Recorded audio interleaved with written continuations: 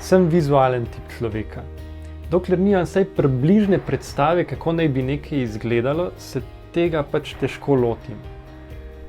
Verjetno je med vami še kdo, ki ima podoben problem. In zdaj v tej malo krajši lekciji bom predstavil eno orodje, en pripomoček, ki vam lahko pomaga, da si vsaj približno skiciramo, kako bo naš video izgledal. Ta pripomoček se imenuje snemalna knjiga, čeprav v bistvu ni knjiga. V bistvu gre samo za preprosto skico posameznih prizorov, posameznih kadrov, ki bi jih radi umestili v video.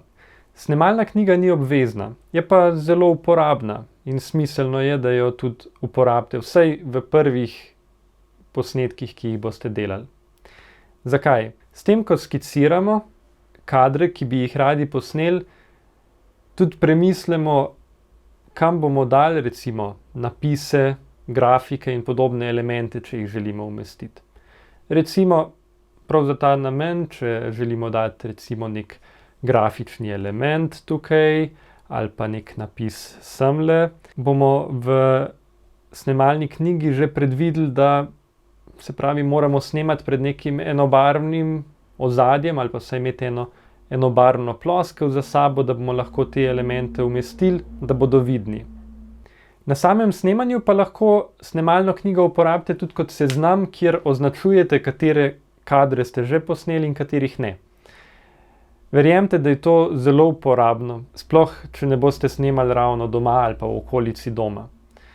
Grozno zoprna zadeva je, če se je treba vračati na kraj snemanja samo zaradi nekega detajla, ki je pa pač za video zelo pomemben.